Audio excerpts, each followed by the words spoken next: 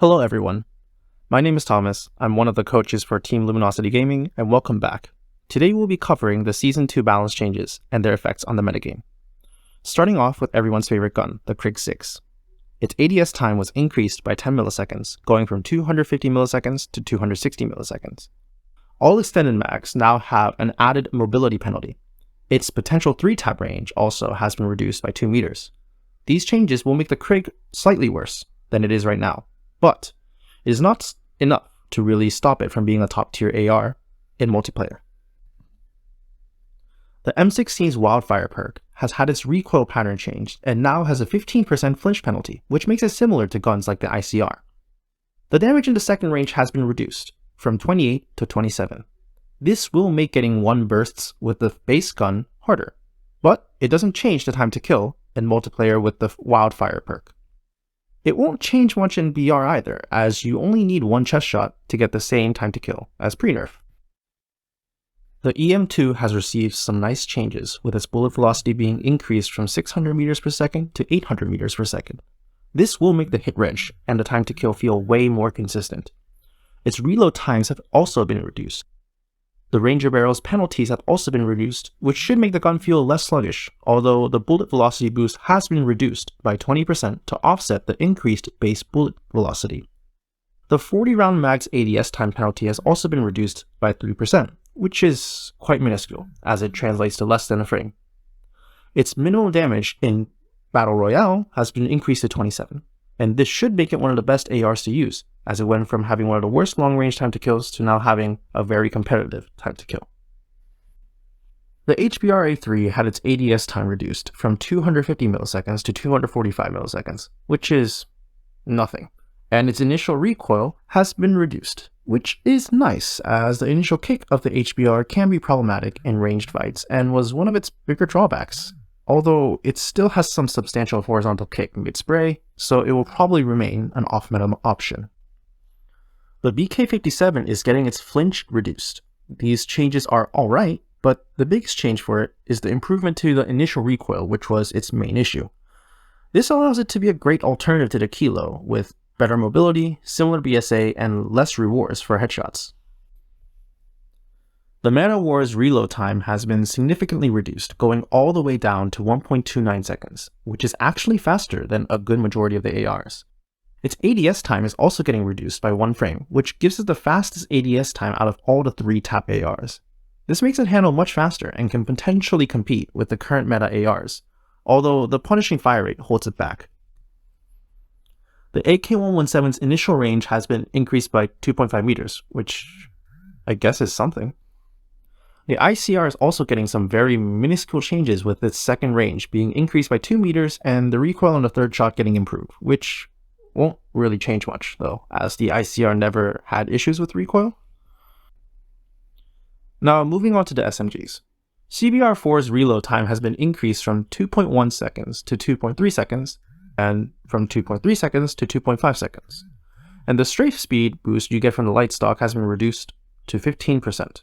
These changes will make the CBR handle slightly slower, but they will not have addressed its main strength, being ease of use, so it'll still be competitive.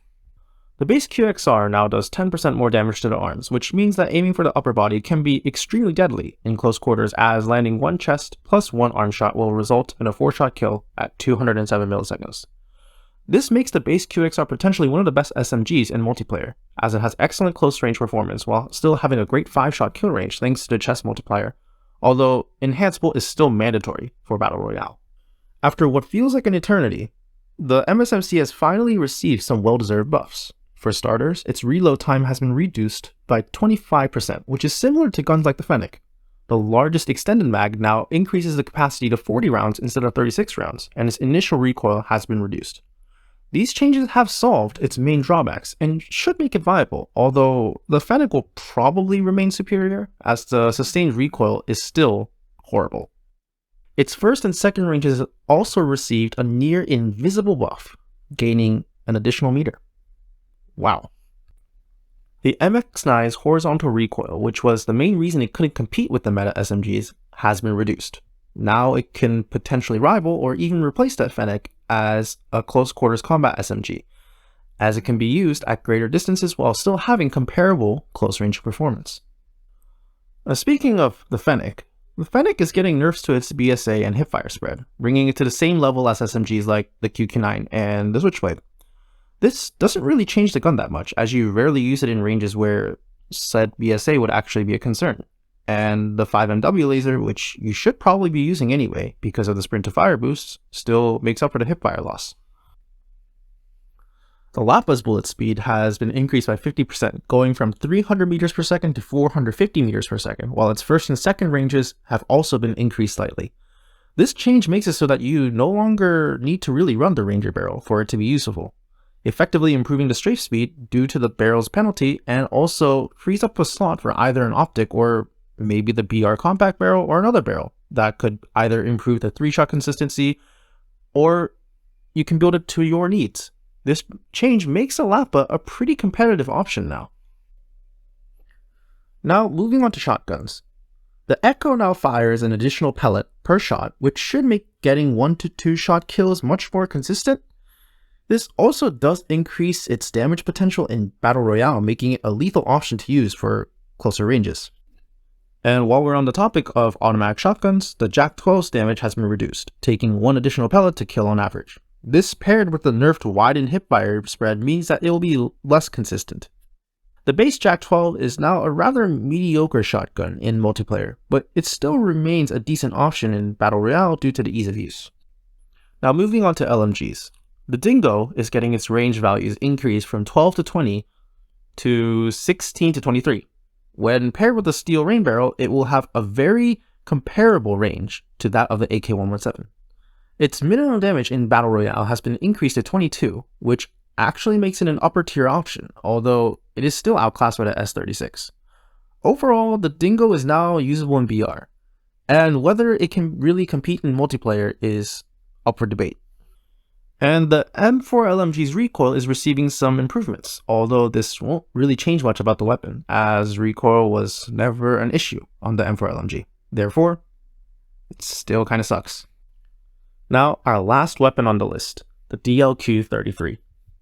The DLQ's Maiwat Omega rounds have been nerfed in BR as it was incredibly obnoxious to play against due to the lack of counterplay.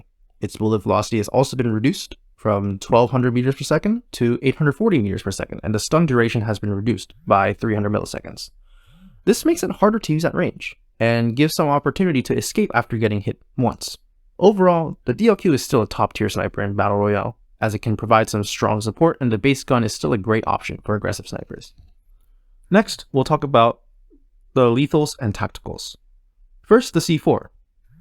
The C4 has had both its minimum and maximum damage reduced, which will make getting kills slightly less consistent. However, it's still an excellent option in ranked SND. The SEMTEX is getting its maximum damage increased from 160 to 180, which makes it about as consistent as the current C4, which is good, although the frag grenade will probably remain a superior option due to the ability to cook it and also the bounce. The cryobomb's radius has been increased by 0.5 meters, which should make it easier to clear capture points. Next, we'll talk about operators.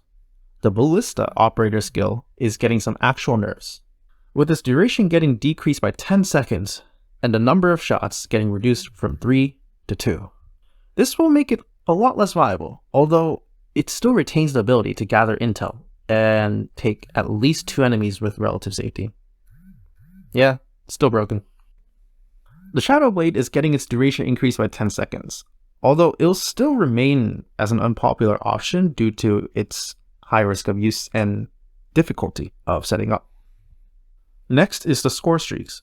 The only score streaks that we have to worry about are the VTOL and the Chopper Gunner. The visual recoil of the VTOL and Chopper Gunner has been reduced, so it should be easier to stay on target. Finally, some changes to the BR classes. First, the Igniter. Its energy consumption rate has been greatly increased, making its duration go from 20 seconds to 6.7 seconds or 10 seconds. This is a rather significant reduction. However, you will rarely need the speed boost for that long of a duration, so Igniter still remains a pretty good option. The Medic now replenishes health and armor noticeably faster, with the health recovery rate going from 6/9 to 8/12, and its shield recovery rate going from 12/21 to 18/30. This paired with the ability to place down 2 healing stations at a time and revive much faster than normal makes it a rather strong class in squad fights, as the team can get back into the fight much faster, and therefore we would say that this is pretty mandatory in squads. Finally, the Airborne launcher now launches you 25% higher, which will allow you to cover more ground. It also had its recharge time shortened. This is a welcome change, but it will still be an unpopular option as it provides 0 combat utility. And that covers just about everything for the incoming Season 2 balanced patches. How do you think this patch will affect the metagame? Leave your thoughts in the comments below, and thanks for watching as always. If you enjoyed this video, please like, subscribe, and hit the notification bell. Going dark.